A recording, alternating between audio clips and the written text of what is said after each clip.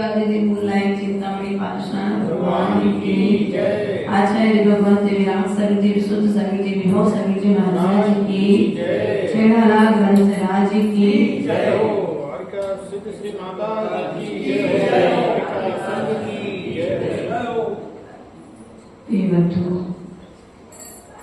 पूर्व की कार्यक्रमों के माध्यम से हमने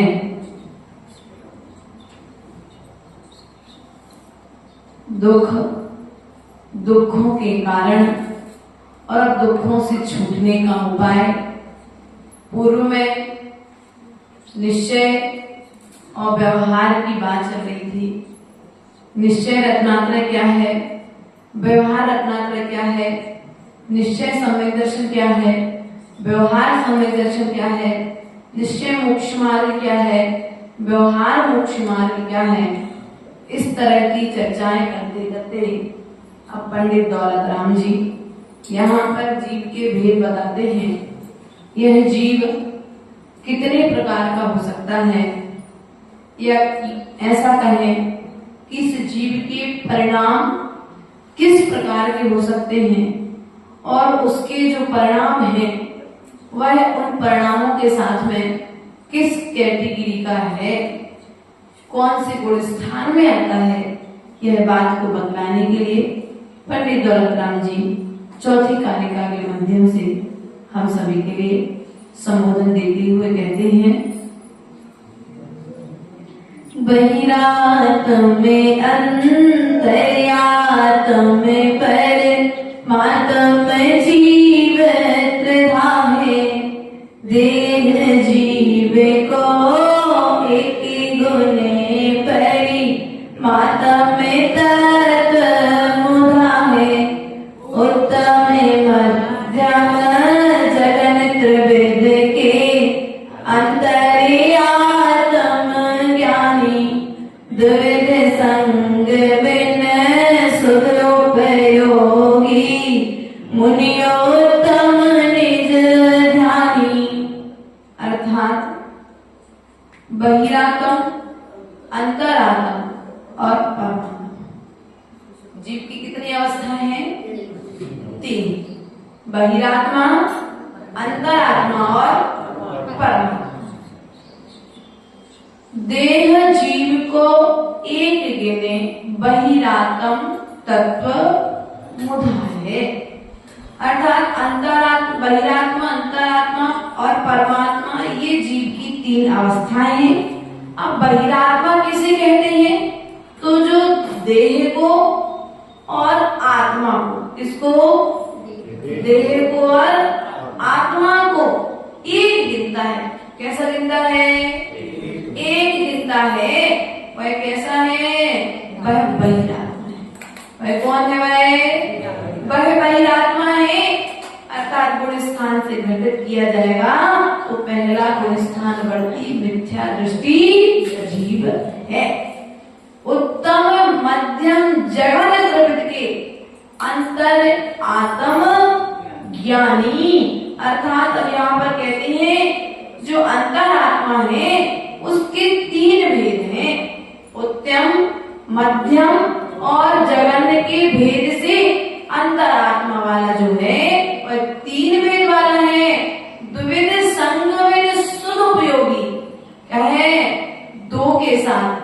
कौन के साथ में? उत्तम और मध्यम के साथ में, जगन्य के साथ में। कैसा है यह जीव? सदुपयोगी है। अंतरंग और बहिरंग परिग्रह से छोड़ करके, किसको छोड़ करके? बोलो। परिग्रह के भेद बताए थे ना, अंतरंग और बहिरंग परिग्रह को छोड़ करके जो है वह कैसा है? शुद्ध उपयोगी है। निज ध्यानी, आत्म ध्यानी, दिगंबर मुनि उत्तम अंतर आत्मा कहे गए हैं। ऐसा जानना चाहिए। अब यहाँ पर आप सभी जीव हो ना? विश्वास है कि नहीं है? आप सभी जीव हो कि नहीं हो? इसका लक्षण क्या है? जानना है, देखना है, सोचना है, समझना है, महसूस करना जो है आपके अंदर में लक्षण लक्षण है। जो इन सब चीजों को महसूस कर पा रहा है वह कौन है? जीव है। और यहाँ पर जीव के परिणामों की चर्चा प्रारंभ हो चुकी है। अब यहाँ पर कहते हैं अंतरात्मा और परमात्मा को कैसे, अर्थात शरीर को और आत्मा को भिन्न कैसे जाने।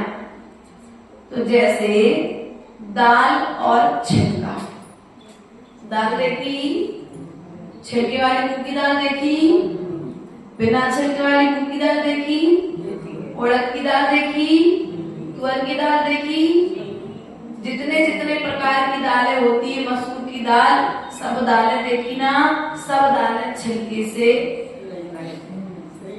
भिन्न है। बोलो तो मसूर की दाल जब तक वो छिलके से शहद है तब तक उसका ओरिजिनल रंग दिखाई, कितना प्यारा ऑरेंज रंग होता उसका, गुलाबी रंग हल्का। लेकिन जैसे ही छिलका उतरेगा तब वो रंग, उसी प्रकार से हमारी ये जो आत्मा है वह भी बहुत सुंदर है, लेकिन इस पर क्या है? कर्मों का आवरण होने के कारण यह आत्मा में दिखाई नहीं दे रही है। जैसे ये मंदिर है, ये मंदिर क्या है? बोलो तो मंदिर क्या है? अजीब है कि जीव है? मंदिर अजीब है, मंदिर में आने वाला बस। लेकिन मंदिर में कितनी देर तक रहोगे तुम? तो निर्णय की बात आपकी जो पवन जी हंस रहे हैं, मंदिर में कितनी देर रहोगे पवन जी? 1 घंटे, 2 घंटे, 3 घंटे। एक बाहर द्रव्य की अपेक्षा से देखा जाए, परिणामिक अपेक्षा से कितने सेकंड, कितने मुहूर्त तुम यहाँ हो वो तुम अपनी जानो। लेकिन हम तो बहिरंग अवस्था को देख करके कह सकते हैं कि आप 2 घंटे मंदिर में बैठे, एक एग्जाम्पल ले लीजिए, तो क्या 2 घंटे के बाद ही मंदिर में रह सकते हो? रह सकते हो। 2 घंटे से 4 घंटे भी रह सकते हो, 24 घंटे भी रह सकते हो, लेकिन 24 घंटे के बाद तो घर, बोलो तो 24 घंटे के बाद तो घर जाना पड़ेगा। उसी प्रकार से ये जो तुम्हें देह मिली है, आयु पूर्ण होते ही तुम्हें दूसरी पर्याय में छोड़ करके जाना पड़ेगा ना। जैसे मंदिर को छोड़ करके चले जाते हो अपने घर के लिए, उसी प्रकार से जो अंतर आत्मा जीव होता है वह क्या होता है? आत्मा को और शरीर को भिन्न भिन्न जान करके वह एक दिन परमात्मा दशा को प्राप्त कर देता है। नारियल देखा? नारियल जो बहिरंग, उसमें कठोर नरेटी बोलते हैं अपनी भाषा में, जो उस पर जटे हैं, वो आप जटे और नारियल की नरेटी को खाते, वो तो नारियल का एक हिस्सा है। तो जैसे आपको उस नारियल को ग्रहण करने के लिए बाहर के इस कठोर पने को हटाना पड़ता है, तब कहीं जाकर के भीतर का नारियल खाने। और यदि नारियल नहीं खाना है तो आपको ओरिजिनल रूप चाहिए, तो उस नारियल को सुखा करके उसका तेल, बस वो नारियल हमें हमारी 3 अवस्थाएं बताता है। बहिरंग अवस्था जटे शहद अर्थात कर्मों से शहद, भीतर में जो सॉफ्ट कोकोनट है, नारियल है, वह नारियल अर्थात अंतरंग अवस्था हमारे परिणामों की। उसके पश्चात में तीसरी अवस्था आती है नारियल रूप, तेल रूप, अर्थात अब जो तेल बन गया है क्या वो द्वारा नारियल बनेगा? बस एक बार यदि तुमने वेद विज्ञान को मजबूत कर दिया तो उस वेद विज्ञान के बल पर तुम्हें नारियल का तेल बनने में समय, हमें नारियल का तेल के बनने का प्रयास कर रहे। एक बार हम कर्मों से रहित हो जाए, उस सॉफ्टनेस से भी जब तक संसार में है तब तक हमें ये धर्मों का पालन करना जरूरी है, मूल गुणों का पालन करना जरूरी है। लेकिन जब स्वर्ग मोक्ष जाएंगे तो ये सब कुछ यहीं पर, पुण्य पाप भी हमारे साथ में जाने वाले। भैया पुण्य लेके जाओगे क्या पवन जी, श्रेयांश भैया पुण्य लेके जाओगे क्या? जब तुम मोक्ष जाने लगोगे तो पुण्य भी तुम्हें छोड़ना पड़ेगा, क्योंकि जब तक पुण्य छूटेगा नहीं तब तक कर्म छूटेगा नहीं। मोक्ष नहीं होगा, कर्म छूटे तो पुण्य छूटेगा, पुण्य छूटेगा तो मोक्ष भी हो जाएगा। इसलिए प्रिय बंधुओं, अपने आत्मा को और शरीर को भिन्न भिन्न जानो। इस शरीर के पोषण में कितने लगे हम, हमारे चौके में रखी उस दाल ने बता दिया, चावल जब तक उसके ऊपर में छिलका चढ़ा है तब तक तुम उसको पकाते नहीं भैया। धान में क्योंकि जब तक उसका छिलका हटेगा नहीं तब तक वो दोबारा उग सकता है। ऐसा चावल तुम पकाते भी नहीं हो और ऐसा चावल तुम चढ़ाते भी नहीं। चढ़ाते हो क्या धान से चावल? उस धान्य को पहले तुम बाहर में जो छिलका है उसको हटा देते हो, और जैसे वो छिलका हट जाता है फिर वो चावल की उत्पत्ति द्वारा नहीं हो सकती है। उसी प्रकार से ये मनुष्य पर्याय जो हमें मिली है, एक बार इस मनुष्य पर्याय में जो मिथ्यात्व का छिलका चढ़ा है उस मिथ्यात्व के छिलके को एक बार हटा दो, फिर तुम्हें परमात्मा बनने में समय नहीं लगेगा। लेकिन हमारी स्थिति क्या है, हम मिथ्यात्व नहीं छोड़ पा रहे हैं। सबको छोड़ सकते, परिवार छोड़ सकते, घर छोड़ सकते हैं, मित्र छोड़ सकते, इष्ट छोड़ सकते, पैसा छोड़ सकते हैं, सब कुछ छोड़ सकते, लेकिन मिथ्यात्व शरीर से मोह नहीं छोड़ सकते। बस वही तो एक हमारा साथी है जो हमारे साथ में 24 घंटे रहता है। पत्नी तो कुछ देर के लिए कमरे से बाहर चली जाती है, घर से बाहर चली जाती है, गांव से बाहर चली जाती है, लेकिन मेरा शरीर मुझे छोड़ के कहीं पर भी, इसलिए मुझे इसका ध्यान, बोलो तो रखते हो क्या ध्यान? इसके सेवा में तो अपना जीवन व्यतीत कर दिया है। ध्यान रखना, तुम जिसकी सेवा में लगे हो वो तुम्हें बार बार मिलेगा। इसलिए ध्यान रखो कि जिस प्रकार से वो नारियल की 3 अवस्था है, अंतरात्मा, बहिरात्मा और परमात्मा, उसी तरह से जीव की व्यवस्थाएं हैं। अर्थात तलवार देखी आप लोगों ने, मयान है, वो मयान अलग कर दी जाए तब तलवार काम करती है कि तलवार मयान में रहे तब काम करती है। एक योद्धा युद्ध में लड़ने के लिए जाए, वो कहे मैं युद्ध तो लड़ूंगा लेकिन मयान में से तलवार नहीं निकालूंगा। लोग कर्मों से युद्ध तो लड़ रहे हो लेकिन मिथ्यात्व की मयान निकाली, और जब मिथ्यात्व की मयान निकाली नहीं है तो कर्म रूपी शत्रुओं को हराओगे कैसे? तुम स्वयं हार के वापस आ जाओगे। अर्थात यहाँ पर हमें 2 शिक्षाएं लेना है। जैसे तलवार अलग है, मयान अलग है, उसी प्रकार से शरीर अलग है, आत्मा अलग है। उसी प्रकार से जैसे युद्ध में लड़ने वाला योद्धा तलवार को मयान से निकाले बिना युद्ध नहीं जीत सकता है, उसी प्रकार से जीव मिथ्यात्व को छोड़े बिना अंतरात्मा अवस्था को प्राप्त नहीं हो सकता है। तोता देखा, पिंजरा देखा, तोता देखा, अभी देख लेना, पड़ोस में 2-3-4 जगह यहाँ पर है ना, ठीक है भैया उनका करना। तोता पिंजरा होता है क्या? तोता पिंजरा होता है क्या? बोलो तो। कल को पास था क्या? चतुर्दशी तो आज है, कल थोड़ी ना थी। तोता पिंजरा होता है क्या? पिंजरा तोता होता है क्या? पिंजरा तोता नहीं होता, तोता पिंजरा नहीं होता, तोता तोता होता है, पिंजरा पिंजरा होता है। उसी प्रकार से आत्मा अलग है और शरीर, ऐसा भेद विज्ञान करने वाला जीव ही अंतर आत्मा होता है। जैसे कि तोते को पिंजरा खुला मिल जाए और पिंजरे में से भाग, जैसे एक व्यक्ति जो अंतर आत्मा वाला है, घर में रहकर के बार बार भाव कर रहा है, अंतर आत्मा भेद दृष्टि बार बार विचार कर रहा है, और जैसे उसे मौका मिलेगा वो क्या करेगा, घर को छोड़ करके पत्नी रोके, चाहे पति रोके, चाहे माँ रोके, चाहे पिता रोके, चाहे पुत्र रोके, उसे कोई रोक सच्ची सम्यक दृष्टि को कोई मोक्ष मार्ग पर बढ़ने से रोक नहीं सकता। ऐसा सदा गुरुदेव कहते थे।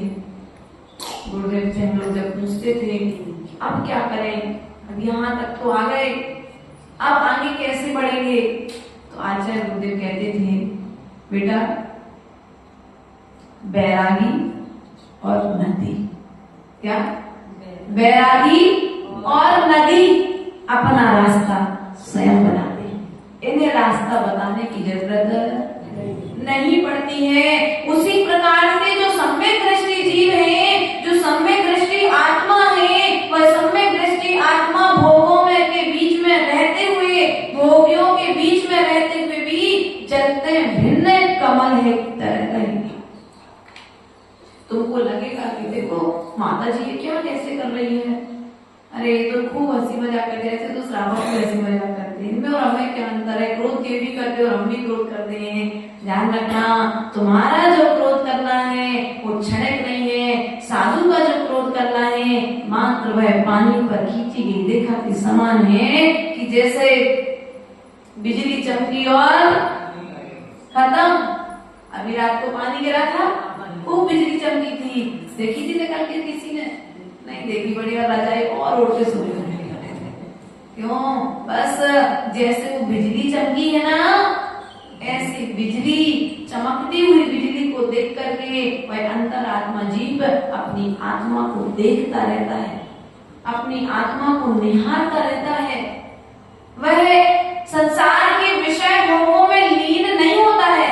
लेकिन हमारी स्थिति कुछ है सुभाष जी, अब वो तो बहुत समय, अब मोड़ा बड़ा हुआ, बहुआ आगे, पोता को मुंह देखना, फिर सोच भी पोता बड़ा होगा, पोता कहेगा दादाजी दीक्षा ले लो, कहे बेटा तुम्हारे बाप की कमाई खा रहे थे तो तुम हमसे दीक्षा ले कह रहे, ऐसा कहते कि नहीं कहते। यदि कोई अच्छी सलाह देने वाला मिल जाए तो भी हमें क्या होता है, जो बहिरात्मा दृष्टि है उसके लिए वह विरोधी दिखता है, वह शत्रु तुल्य दिखता है कि भैया तुम जो कर रहे हो इसको तुम करो, लेकिन हमें शिक्षा मत दो, हम सब जानते हैं।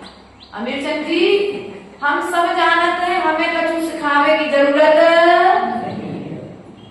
ऐसी भी कहने वाले जीव मिल जाते हैं, अर्थात अभी जिनकी काल लब्धि नहीं आई है, अब काल लब्धि आएगी तब पुरुषार्थ करोगी कि पुरुषार्थ काल लब्धि लाने के लिए पुरुषार्थ करोगे? काल लब्धि को लाने के लिए भूख लगती है भैया, तो व्यक्ति पुरुषार्थ करता है भोजन बनाने के लिए। अब लोग हाथ में हाथ धर के बैठे, काल लब्धि आएगी तो दीक्षा हो जाएगी भैया, काल लब्धि आएगी नहीं तो मैं काल लब्धि को लाने के लिए उसके अनुरूप पुरुषार्थ करना पड़ेगा, तब कहीं जाकर के कर्म कटेगा, और जब कहीं जाकर के कर्म कटेगा तो तुम्हारी काल लब्धि हृदय में आ जाएगी और तुम भी महाव्रतों को लेकर के चारित्र के मार्ग पर पड़ जाओ। लेकिन हमारी स्थिति काल लब्धि कहकर के हमारे भी काल लब्धि नहीं आई समय दीक्षा। अरे भीतर में तो काल लब्धि का नाम क्यों लेते हो, भीतर में मुंह बैठा है, एसी कूलर पंखा कैसे छोड़ा जाए, इतने अच्छे कपड़े कैसे छोड़े जाए, शादी पार्टियों में घूमना है, अच्छी लग्जरी गाड़ी कैसे छोड़ी जाए, इतनी सुंदर पत्नी कैसे छोड़ी जाए।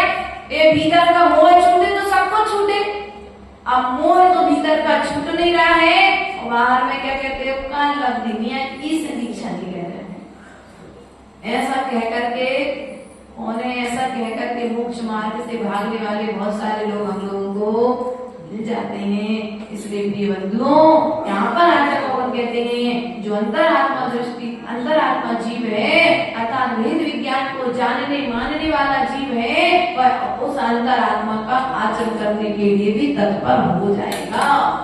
अर्थात वह मौका ढूंढेगा, क्या वह मौका ढूंढेगा कि मुझे कुछ बहाना मिले और घर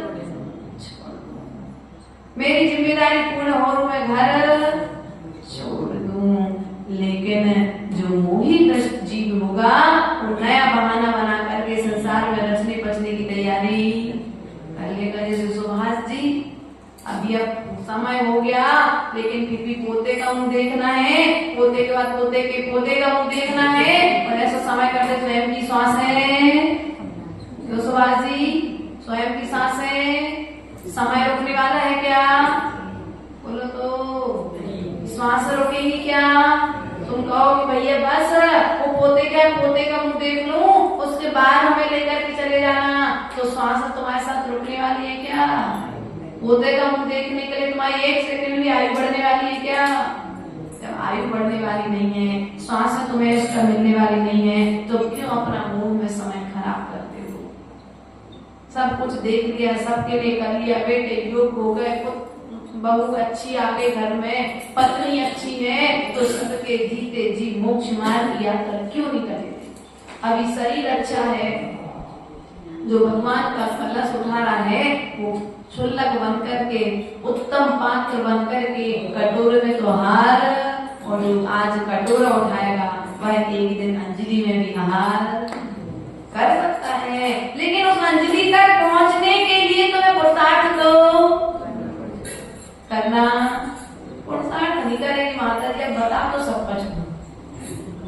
हम लोग जहाँ हैं वहीं के वहीं थोड़े से आगे पीछे खिसक जाएंगे, लेकिन उठ करके आगे घसापसी में अपन को भैया चलो थोड़े से आगे उठ करके आ जाओ, तो व्यक्ति क्या करेगा? वहीं से वहीं आगे पीछे खिसकता रहता है, जगह बनाता रहता है, लेकिन उठ करके आगे का पुरुषार्थ उसी प्रकार से।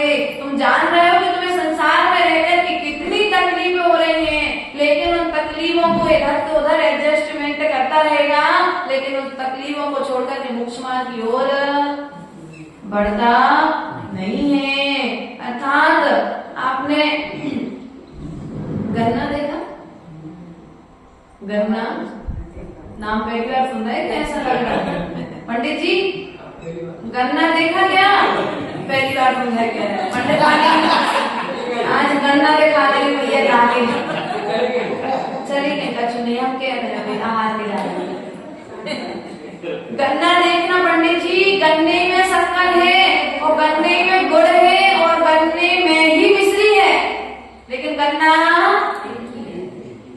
बोलो तो गन्ना एक ही है, उसी गन्ने में गुड़ है, उसी गन्ने में शक्कर बनने की शक्ति है, और उसी गन्ने में मिश्री बनने की शक्ति है। उसी तरह से यह जीव है, इस जीव में जो गुड़ की तरह है, वह जीव जो है मिथ्या दृष्टि है। कैसा है? मिथ्या दृष्टि है। जो शक्कर वाली अवस्था है वह अंतरात्मा है, और जो शुद्ध अवस्था है वह मिश्री अर्थात परमात्मा अवस्था है। दूध देखा? इतने अच्छे से सेट करते हैं अंतरात्मा परमात्मा, कम से कम फिर भूलोगे तो कभी। दूध देखा? दूध क्या है? बहिरत्न अवस्था है, लेकिन अंतरंग अवस्था क्या है दूध की? अंतरंग अवस्था क्या है? परमात्मा अवस्था क्या है उसकी? अंतिम अवस्था क्या है? घी। घी से फिर दूध बन सकता है क्या? मठा से फिर दूध बन सकता है क्या? दही से मठा तो बन सकता है, लेकिन मठा से दही बोलो तो मौन है क्या? आज बना के देख लेना, मौसम अच्छा है ना? अपने घर पर जाना और दूध से दही बनाना, फिर दही से मठा बनाना, और मठे से फिर घी बना लेना, और फिर प्रयास करना कि अब मैं इस घी से दूध बना लूं, तो बनेगा क्या? बस एक बार अंतिम अवस्था परमात्मा अवस्था प्राप्त हो जाए, फिर तुम्हें संसार में आने की जरूरत। एक बार तुम दूध से दही रूप हो जाओ, और दही से छाछ रूप हो जाओ, और छाछ से घी रूप हो जाओ, बस सबसे ज्यादा ताकतवर क्या है? बोलो तो घी है। उसी प्रकार से हमारे जो परमात्मा अवस्था है वह भी घी की तरह सबसे ज्यादा ताकतवर है, लेकिन हमें उस ताकत, अपने घी की ताकत का तो ज्ञान है, लेकिन अपने भीतर की ताकत का ज्ञान नहीं है। इसलिए प्रिय बंधुओं, यहाँ पर आचार्य भगवत यहाँ पर यही कह रहे हैं कि कि जो तुम्हारी इस जीव की जो अवस्था है उस जीव की बहिरंग अवस्था का त्याग करो, अर्थात मिथ्यात्व का त्याग करो। किसका त्याग करना है? मिथ्यात्व का त्याग करना है। अब यहाँ पर जो साधु के भेद बताए हैं, अर्थात जो 24 प्रकार के परिग्रहों से रहित, कितने प्रकार के?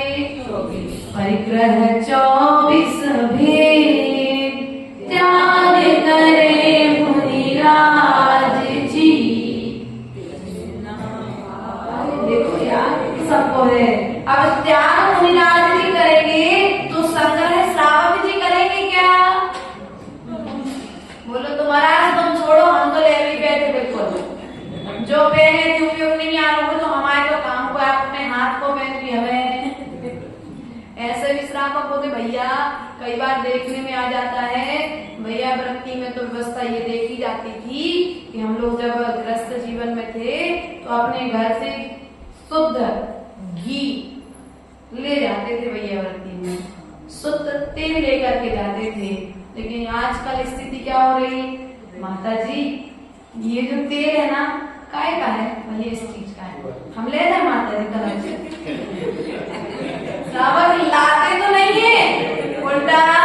अब का ऐसा तुम्हारे से आपको परिग्रह से रहत बना है क्या? अरे ज्यादा होशियार श्रावक जो होते हैं, एक हंसी की बात है ये तो, लेकिन ध्यान रखना कभी भी इस तरह का कार्य साधु की उपयोगी चीज का हमें साधु से पूछ करके, हो सकता है साधु के उपयोग की चीज तुम ले लो, तुम्हारा कल्याण हो जाए, लेकिन अब उस वस्तु को खत्म होने के पहले तुम साधु को पुनः ला करके क्या करो? हमने दी तो नहीं हो, ले जा करके रख लेते ना अपन लोग। क्यों साधु को परिग्रह? इतने साथे को क्या करोगी माता जी? हम से जाते हैं भैया, तुम्हें तो दिख रहा है वो 4 पेन हमारे पास रखे हैं, वो तुम 4 पेन देख पा रहे हो, लेकिन हमें मालूम है उन 4 पेनों की व्यवस्थाएं क्या है। क्योंकि जब लिखते लिखते एक पेन रुकता है तो तत्काल दूसरा पेन। और आजकल के सबक मनीष भाई इतने प्रबुद्ध नहीं है। आचार्य गुरुदेव बताते थे कि कभी आचार्य गुरुदेव ने पेन की याचना नहीं की। द्रोणगिरी चातुर्मास हुआ आचार्य गुरुदेव का, आचार्य गुरुदेव पेज पर ही लिखते थे, वो पेन यूज करते थे। पेंसिल या पेन जो भी घड़ी है, जो भी उनके रहते थे उनके आसपास में सामग्रियां साधना की होकर वो सामग्री यूज करते थे। तो आचार्य गुरुदेव ने कभी श्रावक से ये नहीं कहा। आचार्य गुरुदेव बताते 2008 का चातुर्मास जब उन्होंने किया, 4 महीने का लगभग उन्होंने मौन लिया था, तो अगर पेज खत्म हो गया ना तो भरा पेज, घड़ी का सेल खत्म हो गया तो खाली सेल रख दिया, पेन खाली हो गया तो उन्होंने खाली पेन मान के चलो प्राची है। प्राची ने कहा माता जी हमें कुछ दे दो, तो हमने अब प्राची समझदार होगी तो समझ जाएगी, और समझदार नहीं होगी तो चलो अच्छा है। माता जी में खाली पेन होता है तो भरो देते तो बच्चों काम करे। क्या सोचती प्राची? खाली पेन दे दिया, भरा देती तो कुछ काम का रहता। अब क्या करे इस पेन को? नहीं दो, बल्कि दिया तो इसलिए था कि प्राची को समझ जाना चाहिए था कि माता जी का पेन खाली हो गया है, हमें भरा पेन माता जी बुला करके, घड़ी का सेल खत्म हो गया है, हमें घड़ी का सेल ला करके। लेकिन क्या हुआ? खाली पेन दे दिया, बंद घड़ी दे दी। भैया को देने का तात्पर्य क्या था? या तो तुम इसको सही करके ला लो या फिर इसको तुम साधु को याचना। लेकिन आज की स्थिति कुछ भगवान जी तो हमाओ जो है वो तो हमाओ है, हमारे पापा का जो पापा का भी हमारा है, और जो हमारे माता जी महाराज जी है ना उनके पास जो वो भी हमारा है। अरे घर तक तो सब चीजें ठीक थी, लेकिन मंदिर तक सब चीजें ठीक थी, लेकिन अब साधु तक श्रावक साधु के उपयोग की चीजें भी बटोर करके। ध्यान रखना, यदि तुम साधु के साधना की योग साधनों को लेकर के आ जाओगे, बिना बताए लेकर के आ जाओगे, तो साधु को श्रावक से याचना, जब याचना करनी पड़ेगी तो मूल गुण में कहीं ना कहीं दोस्तों, और याचना नहीं करेगा तो भीतर भीतर में विकल्प तो आ जाएगा। इसलिए साधना के योग साधन साधु के लिए श्रावक को भेंट करना चाहिए, और भेंट क्या करना चाहिए? जो अनुपयोगी सामग्री है, अगर आपने मान के चलो माता जी ये 4 पेन हम आपको भेंट करते हैं, अब 4 पेन जो हम आपको भेंट कर रहे हैं, खाली पेन यदि कोई हो तो आप हमें, हमारे आचार्य गुरुदेव सदा हम लोगों के साथ ऐसा करते थे, जब भरी डायरी देख लेते थे ना अलगरी, तुमको लगता है कि माता जी भरी डायरी क्यों मंगाती है नई डायरी देने के लिए? ये संस्कार हमने अपने आचार्य जी से सीखा है। आचार्य गुरुदेव कहते थे नया पेन चाहिए, आज भी संस्कार संघ में है, नया पेन चाहिए ना प्राची, तो पुराना पेन लाके पहले टेबल पर रखो। नई साड़ी चाहिए है तो पुरानी साड़ी जो माता जी तुम्हारे बड़ी हैं, तुम्हारे ग्रुप में बड़ी हैं, उनके पास पहले पुरानी साड़ी जमा करो, फिर नई साड़ी। तुम्हें नई डायरी चाहिए है, पुरानी डायरी पहले भरी दिखाओ, नहीं तो ऐसा हो जाता है कि हमसे तो तुम नई नई लेते जा रहे हैं, वो परिवार वाले आए, भक्तजन आए, सबको पीछे पीछे। नहीं, ऐसा भी नहीं होना चाहिए। कई बार ऐसी स्थितियां भी देखने में आ जाती हैं, इसलिए आचार्य गुरुदेव सदा कहा करते थे संघ का एक अनुशासन, अर्थात पुरानी चीज जमा करो, फिर नई चीज, पुरानी तो छोड़ना नहीं है, और नई और आ जाए सो वो भी, तो पुरानी भी जोड़ के रखी है और नई भी जोड़ के रखी है, तो परिग्रह दो। इसलिए साधु के लिए कहा है कि जब 2 साड़ियां त्याग करे तब 2 साड़ियां छोड़नी। हम लोग के लिए एक दिन में एक ही साड़ी पहनते हैं, लेकिन फिर भी 2 साड़ियां परिग्रह के रूप में, एक ऐसा कि कभी विशेष परिस्थिति में कभी पानी गिर जाए, गीले हो जाए, कुछ घटना घट जाए उस अपेक्षा से, लेकिन उस साड़ी में भी ममत्व भाव नहीं रखते। क्या ये श्रावक की युक्ति होती है? कभी कोई साधु की कोई टेबल टूट रही है, कोई चीज खराब हो रही है, तो उसे ठीक करा देना। क्या कराना? अब साधु टूटी फूटी फटी चीज यूज कर रहा है, इसका मतलब क्या है कि श्रावक का ध्यान नहीं, काम चल तो रहो का दिक्कत है।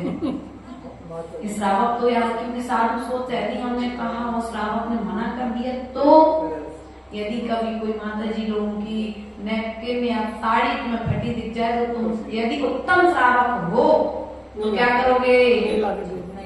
नहीं ला करके। लेकिन कुछ कंजूस श्रावक भी होते हैं, वे क्या करेंगे? फटी साड़ी देख करके नई तो नहीं देंगे, माता जी फटी साड़ी ले रहे तो दूसरे दिन के लिए माता जी भैया तुम नई ला के दो, तुम पुरानी ले जाओ। लेकिन जब पुरानी ले जा रहे, लेकिन अगर नई हमें पता नहीं है कहाँ मिला, तो भैया रहने दो भैया हमारे। ऐसे भी श्रावक क्यों अंजलि नगर नरेश मिलते कि नहीं मिलते? हाँ, तो साधुओं के बीच में ज्यादा रहते हो, इसलिए हम लोग के साथ में परिस्थितियां बनती। भैया परिग्रह का त्याग किया है, लेकिन साधना में योग परिग्रह का त्याग नहीं किया है। उस अर्थात जो साधन हमारे पास है, लेकिन उन साधनों के प्रति ममत्व भाव नहीं है। मात्र ये है कि जो शास्त्र हमारे पास रखा है, ये शास्त्र की हमने कवर चढ़ा दिया, बढ़िया विनय कर ली है। अब ये शास्त्र जब तक हम पढ़ नहीं लेते, जब तक इसका पूर्ण रूप से हम अंतरंग अर्थ नहीं समझ लेते, तब तक हमें शास्त्र को अपने पास रखना है। किसके लिए रखना है? साधना के लिए रखना है इसको। कोई सुंदर लग रहा है, कोई मन की बात है कि हमारे गुरु जी की है इसलिए रखे, नहीं। यदि हमारे गुरु जी के शास्त्र हैं, ऐसा करके भी अगर रखे ना हमारे गुरु जी के शास्त्र, क्या तो ये तो विभो सागर महाराज जी का शास्त्र है। हम तो भैया उन्हीं के शास्त्र पढ़ते हैं, उन्हीं के शास्त्र रखते हैं, वो पढ़ कभी नहीं रहे, लेकिन जोड़ जोड़ करके बैग पे बैग भर करके रखे हैं, तो ये शास्त्र परिग्रह हो जाए। अपन शास्त्रों में रखे वे शास्त्र तुम्हें ज्ञान वर्णी कर्म का बंद कराने वाले हो जाएंगे। चले भैया, आगम की व्यवस्था को समझना पड़ेगा। जब तक आगम की व्यवस्था को हम समझेंगे नहीं, तब तक हम परिग्रह की परिभाषा का अर्थ कुछ का कुछ निकाल लेंगे। शास्त्र ज्ञान का उपकरण है। आप पढ़िए, एक की जगह 10 शास्त्र रखिए, 100 शास्त्र रखिए, कोई बुराई नहीं है, लेकिन साथ में एक बार ग्रंथों को खोल करके तो देखिए, पलटना तो सीखो। वरना तुमने कहा ये हमारे गुरु जी के शास्त्र हैं, हमने राग करके शास्त्र रख लिए, बैग में कभी खोले नहीं, उसी बैग में कीड़े हो गए, दीमक हो गए, वो शास्त्र जो ये ममत्व भाव आ गए ना, मेरे गुरु के शास्त्र हैं। अब ये जो मेरे गुरु के शास्त्र आ गए, ये हमें परिग्रह हो गया। अर्थात जहाँ पर ममत्व नहीं है वहाँ पर परिग्रह नहीं है, और जहाँ पर ममत्व है वहाँ पर परिग्रह है। वरना इसी ममत्व के कारण तो आपने कितनी सामग्रियां जोड़ करके रखी है घर में। चढ़ाई की साड़ी क्यों हुआ जी?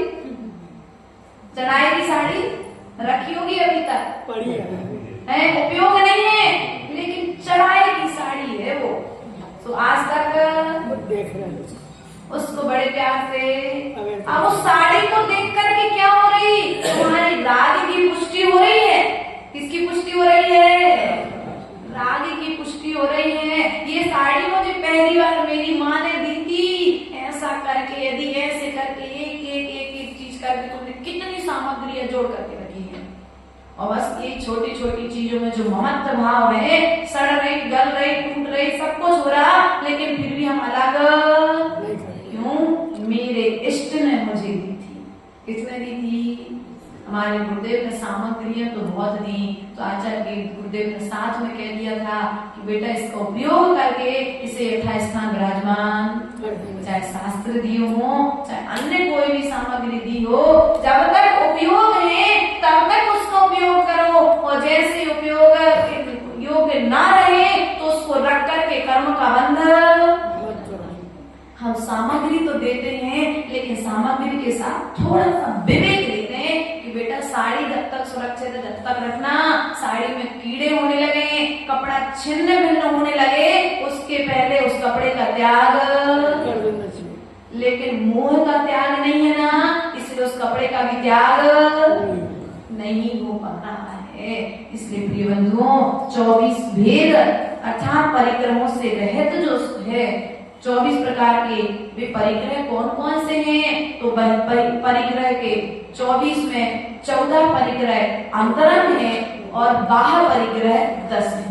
परिग्रह के कितने भेद? बोलो तो, परिग्रह के कितने भेद? 2। कितने भेद हैं? 2। अंतरंग परिग्रह और बहिरंग परिग्रह। अंतरंग परिग्रह और बहिरंग परिग्रह। अब अंतरंग परिग्रह भी होता है। हमने तो बाहर की वस्तुओं को संग्रह किया, तो भाई आज तक हमने बहिरंग परिग्रह ही जाना है, लेकिन अंतरंग परिग्रह कौन सा है? तो यहाँ पर पहले बहिरंग परिग्रह की व्यवस्था बताते हुए आचार्य भगवान कहते हैं, बहिरंग परिग्रह जो है, बहिरंग परिग्रह 10 प्रकार का है। कितने प्रकार का है? शाम को प्रश्न कर सकते हैं क्लास में जो आते हैं, ध्यान रखना। परिग्रह, बहिरंग परिग्रह कितने प्रकार के हैं? 10 प्रकार के हैं। अर्थात वे 10 प्रकार के जो परिग्रह हैं वे कौन कौन से हैं? तो आचार्य भगवान यहाँ पर कहते हैं कि क्षेत्र अर्थात जमीन। क्या? जमीन। रहने के लिए कितनी जमीन चाहिए थी? 6 फीट। सोने के लिए 6 फीट, बैठने के लिए 2 फीट, 2 फीट, घूमने के लिए 10 फीट, 10 फीट ले लो, परिवार को रोकने के लिए 20 फीट, रिश्तेदारों को रोकने के लिए 100 फीट ले लो। एक अधिक से अधिक जमीन है ना, 100 फीट जगह ले लो आप, लेकिन उसके बाद जगह की जरूरत नहीं है, लेकिन फिर भी बंगला है, भीतर का मोह है, भीतर का मत, एक जगह ले ली, दूसरी जगह ले ली, तीसरी जगह ले ली, चौथी जगह, उपयोग नहीं है भैया, पड़े तो है तो कोई दिक्कत नहीं। अब जो तुमने परिग्रह पड़ा रहने दिया ना अपने नाम से, अब वो जगह परिग्रह के प्रति मोह नहीं छूटा तो पुत्र तो यूज नहीं कर पाएगा, लेकिन उस जमीन पर तुम सांप बन करके जरूर होंगे। वही बेटा ध्यान रखना, वहीं पर बैठ करके पेड़ लगा देगा कोई, जाकर के तो पक्षी बन करके वहीं पर बैठोगे। क्यों? क्योंकि उस जमीन से मोह है। सांप बन करके घूम रहे हैं। यहाँ पर सुनी हमने 2-3 दिन पहले कि बहुत बड़े बड़े 3 सांप घूम रहे हैं। मैंने कहा ये है कौन? अभी तो सैलेश भैया ने बेची है, लेकिन उसके पहले भी तो कोई दूसरा, सैलेश भैया तो जितने पहले उसके पहले भी तो कोई दूसरा, बेचने के बाद में भी मोह है। इसलिए वस्तु के आने के जितना उपयोगी है, जितने में तुम्हारा काम चल सकता है उतनी जमीन का उपयोग करो, उतनी वस्तु का संग्रह करो, क्योंकि जितनी वस्तु का संग्रह करोगे उतनी वस्तु की मात्रा तुम्हें संभाल करनी पड़ेगी, और अधिक वस्तु का यदि संग्रह करोगे तो अधिक वस्तु की संभाल करनी पड़ेगी। अर्थात जितनी कम वस्तु उतना परिग्रह कम, उतना पाप कम है। जितना कम परिग्रह उतना कम पाप, और जितना ज्यादा परिग्रह उतना पाप ज्यादा। क्योंकि अब तुम्हारे पास जगह ज्यादा है, सब तुम आकर व्याकुल रहोगे भैया जीते जी बिक जाए, क्या हो जाए परिणाम। लोग के बाद बीच में बैठोगे, अपनी बात रखोगे, कुछ लोग तुम्हें हीन दृष्टि से देखेंगे, कुछ लोग तुम्हें अच्छी दृष्टि से देखेंगे, कुछ लोग तुम्हारी जमीन की चर्चा करेंगे, लेकिन बीच में छोड़ देंगे, मेरे को भी नहीं चाहिए। पूरी बात सुन लेंगे लेकिन फिर इसलिए जो जमीन आदि है, साधु कभी अपने पास में जमीन जायदाद नहीं रखता है। अर्थात जितने मकान की तुम्हें जरूरत है उतने मकान रखो, एक्स्ट्रा मकान रखने की जरूरत। यदि तुम ऐसे ही मकान बनाते रहे तो जो भीतर का मकान है उस मकान को तुम कर्मों से रहकर, कर्म शत्रु तुम्हारे आत्मा रूपी मकान पर जो बाहर कर रहे हैं, बार बार आकर के उन बारों की माल को यदि एक बार समझ लोगे तो भीतर का परिग्रह भी छूट जाएगा और बाहर का परिग्रह भी छूट जाएगा।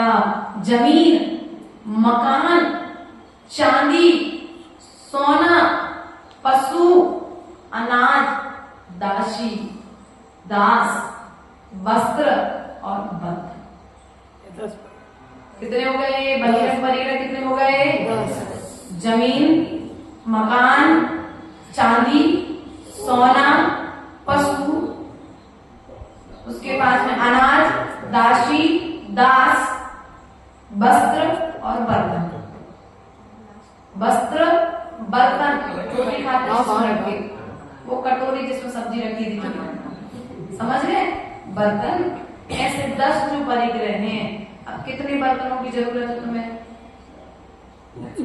लेकिन रखे कितने हैं घर में? घर में थे तो बहुत सारे, लेकिन हुआ ऐसा कि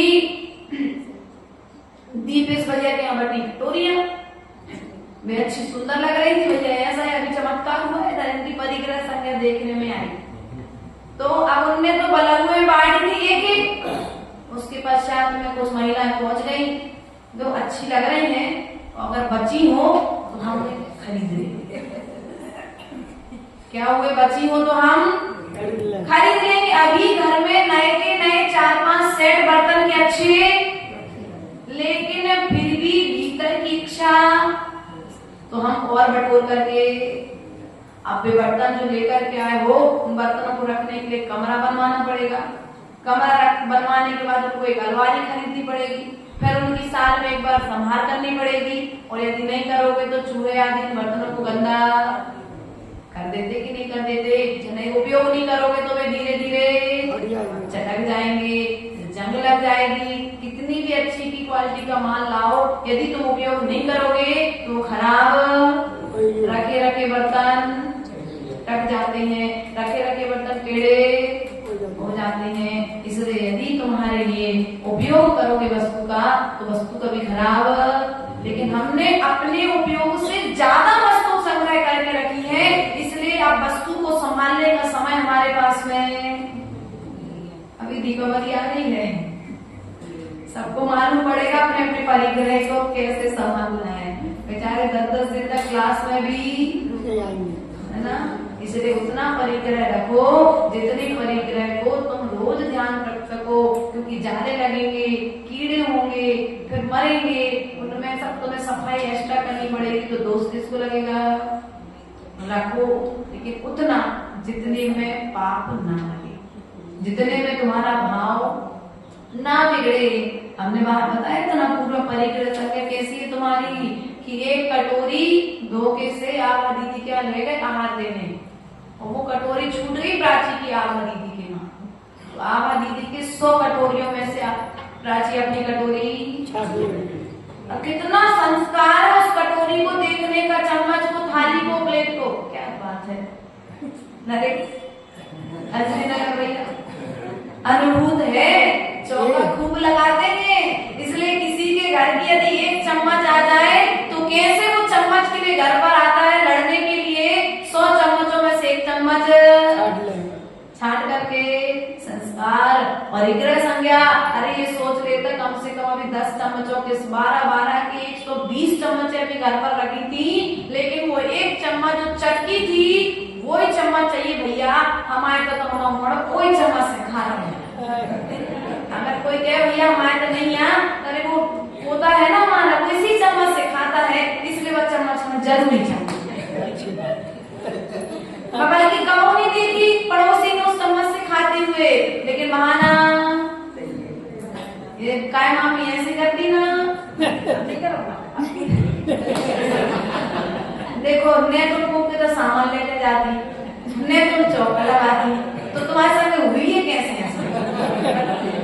जब कुछ चौका लगाए वो सामान लेके जाए तो उनके संग ऐसा हुई हो कि प्लेटें बदल है, कटोरी बदल है, कोई आएगा जाएगा तो बर्तन परिवर्तित होंगे, है ना? तो इसलिए ध्यान रखना है कि जो क्रियाएं करते हैं उनमें कभी थोड़ा बहुत यदि हेर फेर हो जाए तो परिणामों को भी हेर फेर नहीं होने देना है। वस्त्र कितना मोह है वस्त्रों से। अच्छी साड़ी पहन करके आए, किसी ने नहीं देखा रे यार हम इतनी साड़ी पहन के गए थे, किसी ने तारीफ भी नहीं करी।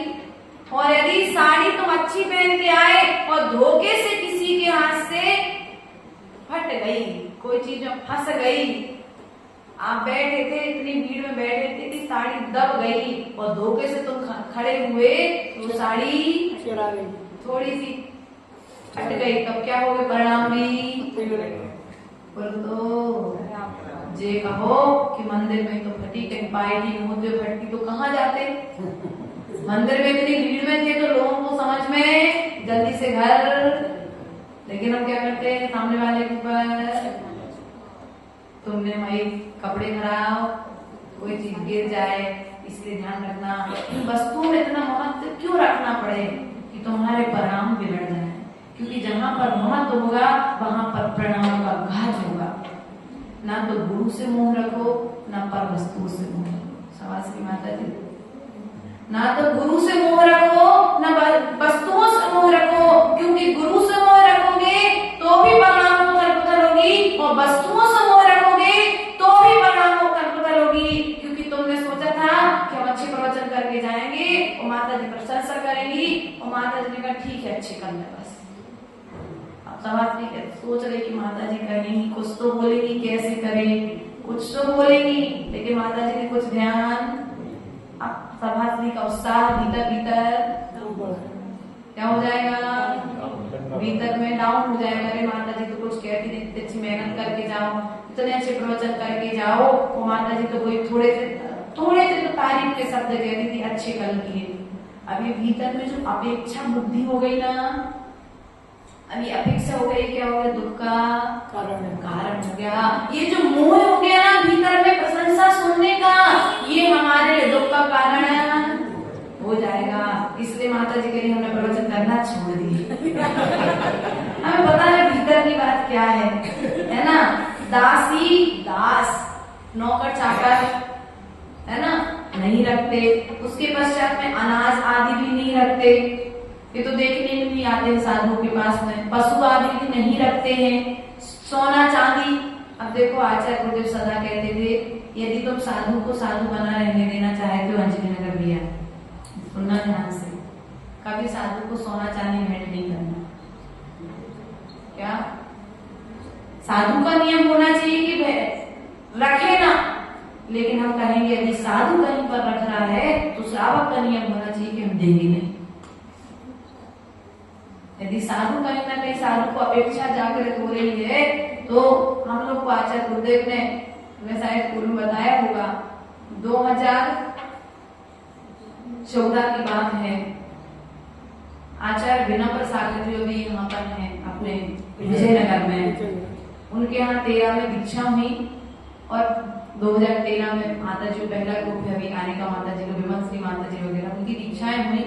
और जब दीक्षाओं में आए तो वहां से कुछ चांदी की मालाएं, हम लोग ब्रह्मचारिणी थे ना उस समय, तो उन लोगों ने दी हम लोगों को, हम लोग ने ले जाकर के गुरु के पास रख दी।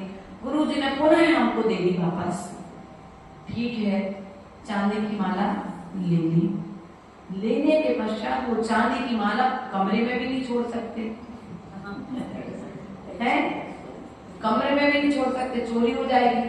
तो जहां आहार देने जाए तो या तो हाथ में डालो या गले में डालो, रखेंगे कहाँ, क्योंकि बैग और पाउच तो हमारे पास कुछ है ही नहीं सोने में। तो अब उसको ले जाते। तो एक दिन लाते समय वो रास्ते में गिरी की चौक में छुट्टी, पता नहीं, बहुत विकल्प हुआ, बहुत विकल्प हुआ। आज तक मेरे पास वो आशीर्वाद लिखा रखा है आचार्य गुरुदेव ने, जो उसमें चांदी की माला घूमने पर दिया था हमको।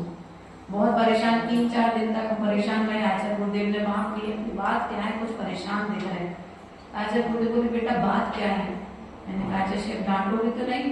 बोले नहीं। तो मैंने कहा आचार्य शेफ चांदी की माला घूम गई। बोले कोई बात नहीं, अब एक काम करो, चांदी की माला घूम गई ना तो चांदी की माला रखने का त्याग करो।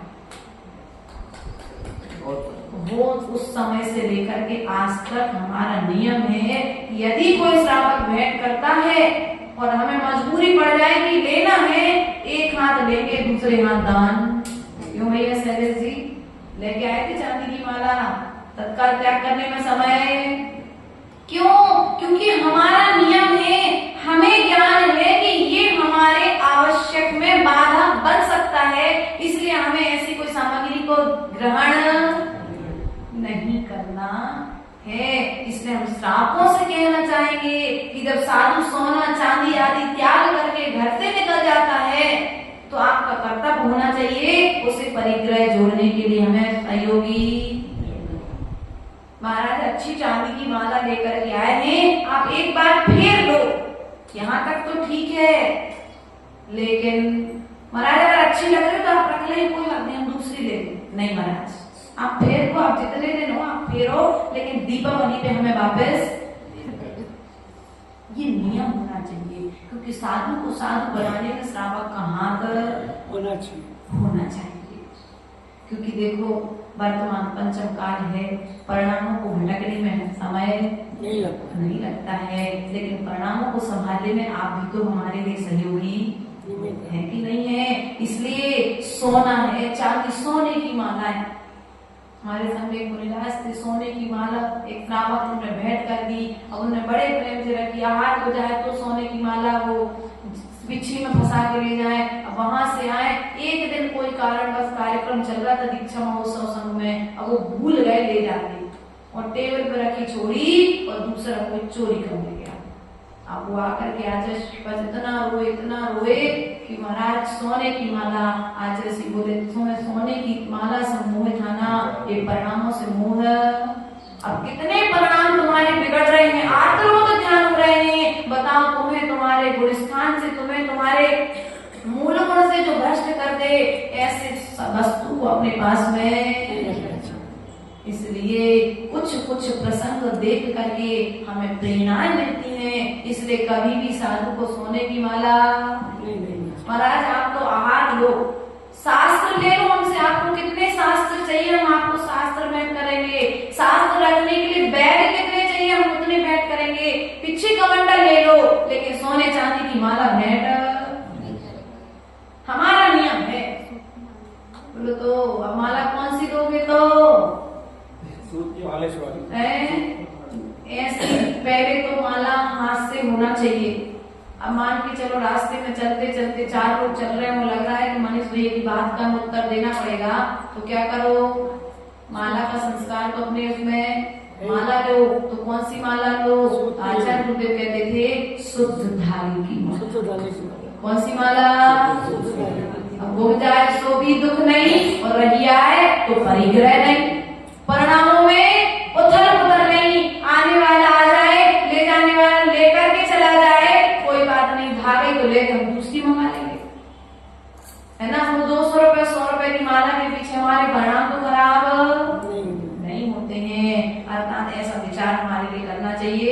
उसके पश्चात में सोना चांदी हो गया, जमीन और मकान तो साधु रखता ही नहीं है। हमें वर्तमान में लगता है कि ये सब साधु रख रहा है, लेकिन ध्यान रखना वर्तमान परिवेश को देखते हुए कुछ भक्त श्रावक जो होते हैं वे इस तरह की व्यवस्थाएं साधु के योग साधन जुटा करके आज के समाज के माहौल को देख करके हम जहाँ तक भीतर तक गए साधुओं के बीच में और रहे और हमने पूछी भी तो बोले हमने मार्गदर्शन दिया है, हमारा इसमें कोई रोल ना परिग्रह पैसा इकट्ठा करने में हमारा रोल है, ना पैसा खर्च करने में हमारा रोल है। त्यागी प्रति इन सबकी व्यवस्थाएं देखते रहते हैं, इसलिए हमारा उपयोग कभी भी इन वस्तुओं के संग्रह में और इनके खर्च करने में उपयोग नहीं जाना चाहिए। तभी जाकर के हमारे मोक्ष मार्ग की यात्रा होगी।